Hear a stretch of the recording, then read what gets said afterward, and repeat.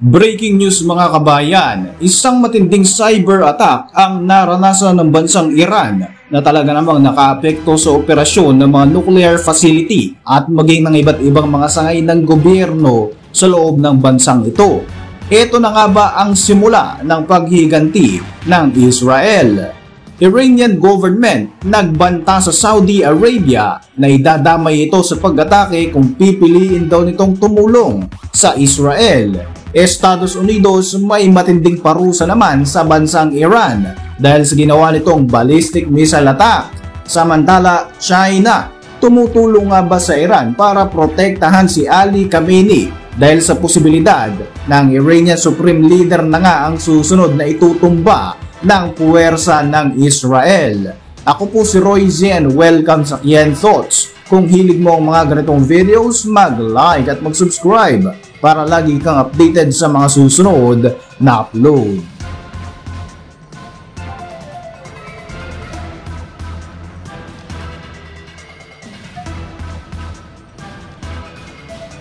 Sunod-sunod ang malawakang cyber attack na naganap sa Iran noong October 12, 2024 kung saan tinarget ng mga pag-ataking ito ang mga nuclear facility ng Tehran at nakaapekto rin ang nasabing pag-atake sa operasyon ng halos lahat ng ahensya ng Iranian government.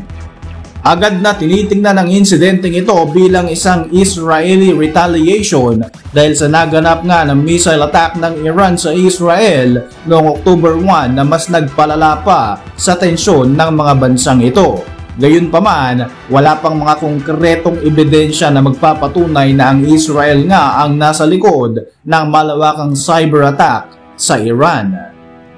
Kabilang sa mga naapektuhan sa naganap na cyber attack na ito ay ang judiciary, legislature at ang executive branches ng gobyerno ng Iran. Bukod dito, marami ring mga importanteng impormasyon ang sinasabing ninakaw sa kasagsagan ng pag-ataking ito.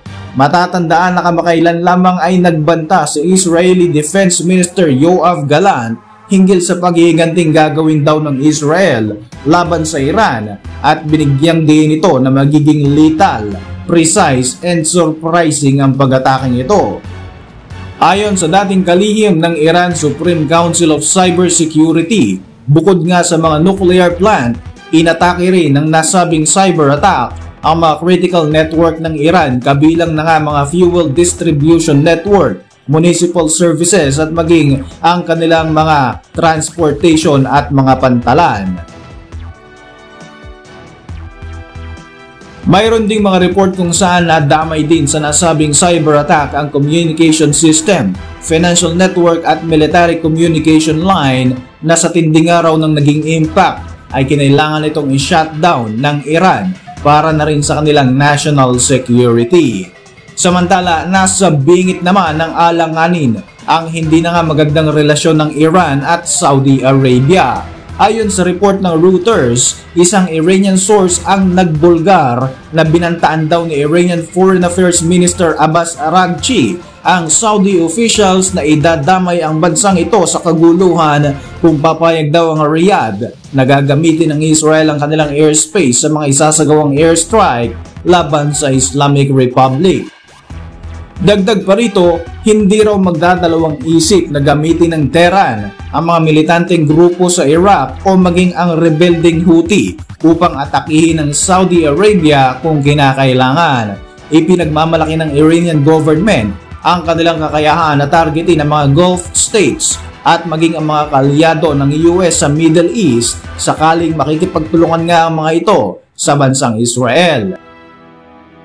Dahil nga sa inaabangang paghihiganti ng Israel laban sa Iran sa ginawa nitong missile strike sa pagpasok ng buwan ng Oktubre, hinihikayat naman ngayon ng Iran ang mga kapitbahay nitong bansa na huwag silang tutulong sa Israel.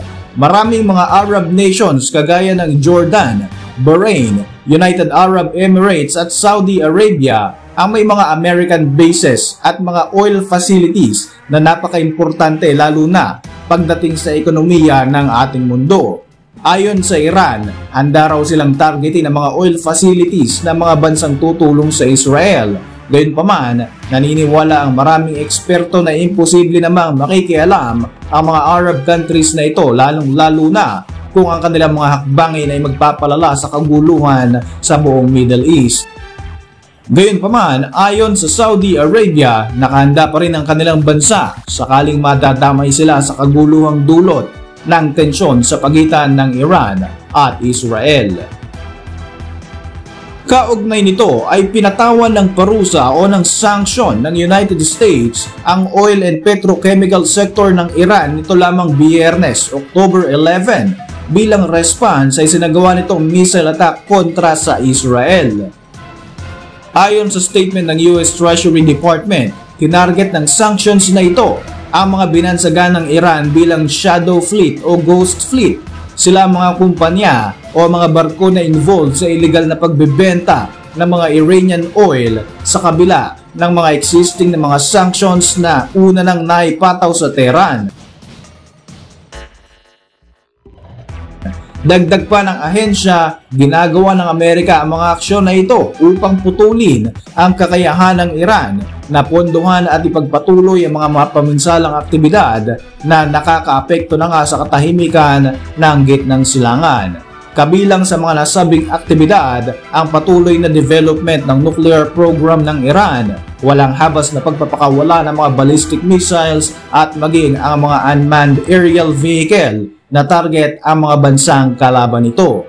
Dagdag pa rito, layunin din ng sanctions na ito na mapigilan ang patuloy na pagpupondo ng Iran sa mga proxy nito kagaya ng Hamas, Hezbollah, Houthi at iba pang militanteng grupo na ginagamit nga ng Iran para magasik di umano ng kaguluhan sa buong rehiyon.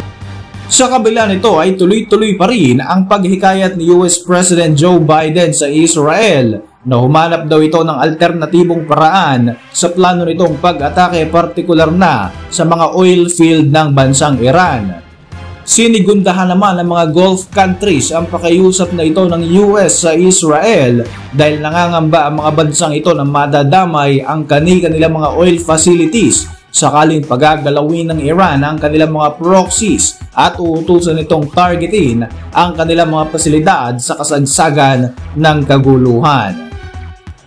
Samantala, isang unverified report naman ang lumabas kamakailan lamang hinggil sa pagtulong di umano ng China na protektahan ang Supreme Leader ng Iran na si Ayatollah Ali Khamenei laban sa anumang pag-atake na posibleng gawin ng Israel para itumba ang Iranian leader. Isang Chinese laser anti-drone system ang di umano'y namataan sa loob ng Iran nito lamang October 4 na di umano'y ginagamit upang bigyan ng proteksyon si Khamenei. Sa naganap na pagbibigay ng sermon ni Ali Khamenei noong October 4, ilang araw matapos maganap ang pag-atake ng Iran sa Israel, isa nga ang Chinese laser counter-drone system sa ginamit ng Iran bilang proteksyon para sa kanilang leader. Pinaniniwalaang ito ay ang Silent Hunter anti-drone system na inilunsad ng China sa Suzhou Air Show noon pang 2022. Sa nakalipas na mga taon, mas nagiging malalim nga ang diplomatic relationship sa pagitan ng Iran at ng China. Ito ay dahil na rin sa mabibigat na mga sanctions na ipinataw ng US at ng mga kaalyado nitong bansa laban sa Iran. Hindi katulad ng maraming bansa, hindi nagpakita ng pagkondena ang China sa ginawang missile attack ng Iran sa Israel kamakailan lamang, isang indikasyon na kakampi ito ng bansang Iran. Marami ring mga armas at makinarya ng Islamic Republic ang di umano'y isinusupply ng China upang suportahan nga nito ang kanilang military capabilities. Sa katunayan, ang Beijing ang tumatayong isa sa pinakamatibay na trading partner ng Iran matapos ngang mapatawa ng international sanctions ang bansang ito sa nakalipas na ilang mga dekada. Dahil naman dito, marami na rin ginagawang mga aksyon si US President Joe Biden sa bagong axis of evil na binubuo raw ng China, Russia, Iran at North Korea na ang tanging layunin lamang daw ay upang tapatan ang Amerika at ang mga kaalyado nitong bansa. Bukod sa Iran, isa rin ang China sa nagsusupply ng mga armas ng Russia sa kasagsagan ng digmaan nito kontra sa Ukraine. Para sa inyong mga reaksyon, mag-iwan lang ng komento sa ibaba ng video na ito at para manatiling updated sa ating mga susunod na upload, siguruhin mag-subscribe. I-like mo na rin ang ating mga videos bilang suporta.